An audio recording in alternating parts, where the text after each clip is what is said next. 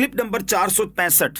اس clip میں آپ سورہ توبہ کی آیت نمبر 108 سے 109 تک کی تلاوت، ترجمہ، تفسیر قرآن صراط الجنان سماعت فرمائیں گے۔ بسم اللہ الرحمن الرحیم۔ ترجمہ، اللہ کے نام سے شروع جو نہایت مہربان رحمت والا ہے۔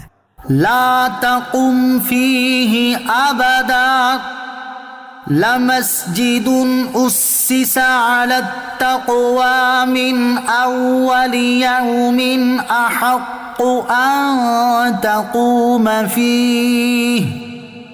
فیہ رجال یحبون ان یتطہروا واللہ یحب المطہرین۔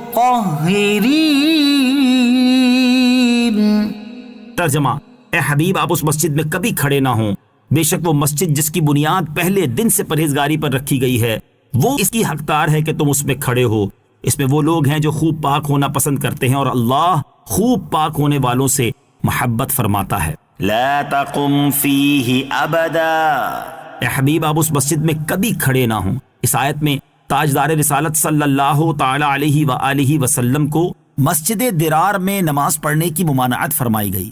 لَمَسْجِدٌ أُسِّسَ عَلَى التَّقْوَى مِنْ أَوَّلِ يَوْمٍ،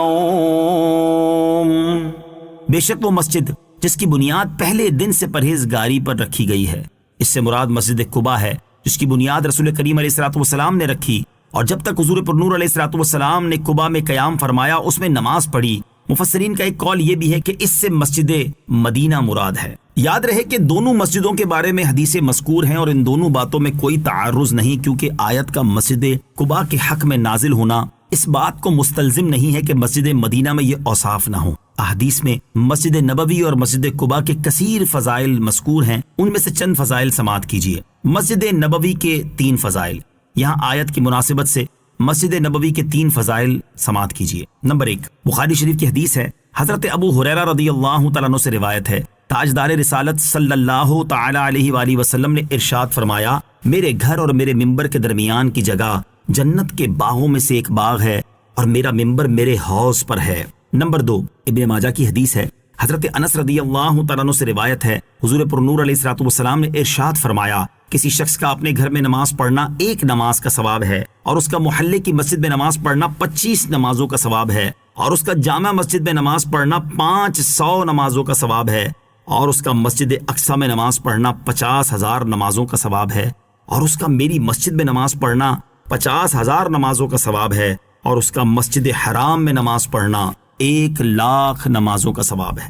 نمبر 3، نسائی شریف کی حدیث ہے، حضرت ام سلمہ رضی اللہ تعالیٰ عنہ سے روایت ہے، سید المرسلین صلی اللہ تعالیٰ علیہ وسلم نے ارشاد فرمایا، میرے اس ممبر کے پائے جنت میں نصب ہیں۔ مسجد قباء کے 3 فضائل، مسجد قباء کو بھی بہت فضیلت حاصل ہے، چنانچہ اس کے بھی 3 فضائل سماعت کیجیے۔ نمبر 1، بخاری شریف کی حدیث، حضرت عبداللہ ابن عمر رضی اللہ تعالیٰ عنہما فرماتے ہیں، رسول کریم علیہ الصلوۃ والسلام ہر ہفتے مسجد قباء میں کبھی پیدل اور کبھی سوار ہو کر تشریف لاتے تھے۔ نسائی شریف کی حدیث، حضرت سہل بن حنیف رضی اللہ تعالیٰ عنہ سے روایت ہے، نبی کریم علیہ الصلوۃ والسلام نے ارشاد فرمایا، جو شخص اپنے گھر سے نکلے پھر مسجد قباء میں آ کر نماز پڑھے تو اسے 1 عمرے کا ثواب ملے گا۔ ترمذی شریف کی حدیث ہے، حضرت اسید بن زہیر انصاری رضی اللہ تعالیٰ عنہ سے روایت ہے، رسول اللہ صلی اللہ تعالیٰ علیہ وسلم نے ارشاد فرمایا، مسجد قباء میں نماز پڑھنے کا ثواب عمرہ کے برابر ہے۔ یحبون ان یتطہروا، وہ لوگ خوب پاک ہونا پسند کرتے ہیں۔ شان نزول، یہ آیت مسجد قباء والوں کے حق میں نازل ہوئی۔ سید عالم علیہ الصلوۃ والسلام نے ان سے فرمایا، اے گروہ انصار، اللہ نے تمہاری تعریف فرمائی ہے، تم وضو اور استنجے کے وقت کیا عمل کرتے ہو؟ انہوں نے عرض کی، یا رسول اللہ صلی اللہ تعالی علیہ وسلم، ہم بڑا استنجا 3 ڈھیلوں سے کرتے ہیں اور اس کے بعد پانی سے طہارت کرتے ہیں۔ افمن اسس بنیانہ علی تقوی من اللہ ورضوان خیر ام من اسس بنیانہ علی شفا أَمَّنْ أَسَّسَ بُنْيَانَهُ عَلَى شَفَا جُرُفٍ هَارٍ فَانْهَارَ بِهِ فِي نَارِ جَهَنَّمَ وَاللَّهُ لَا يَهْدِي الْقَوْمَ الظَّالِمِينَ۔ ترجمہ: تو کیا جس نے اپنی عمارت کی بنیاد اللہ سے ڈرنے اور اس کی رضا پر رکھی وہ بہتر ہے، یا وہ جس نے اپنی عمارت کی بنیاد ایک کھائی کے کنارے پر رکھی جو گرنے والی ہے، پھر وہ عمارت اس اپنے بانی کو لے کر جہنم کی آگ میں گر پڑے، اور اللہ ظالموں کو ہدایت نہیں دیتا۔ افمن اسس بنیانہ، تو کیا جس نے اپنی بنیاد رکھی۔ اس آیت کا خلاصہ کلام یہ ہے کہ جس شخص نے اپنے دین کی بنیاد تقوی اور رضا الہی کی مضبوط سطح پر رکھی وہ بہتر ہے، نہ کہ وہ جس نے اپنے دین کی بنیاد باطل و نفاق کے ٹوٹے ہوئے کناروں والے گھڑے پر رکھی۔ ہر چمکتی چیز سونا نہیں ہوتی۔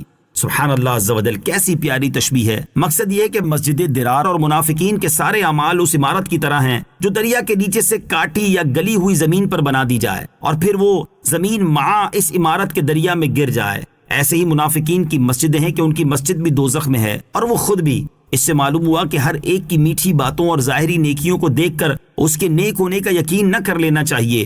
ہر چمکدار چیز سونا نہیں ہوتی۔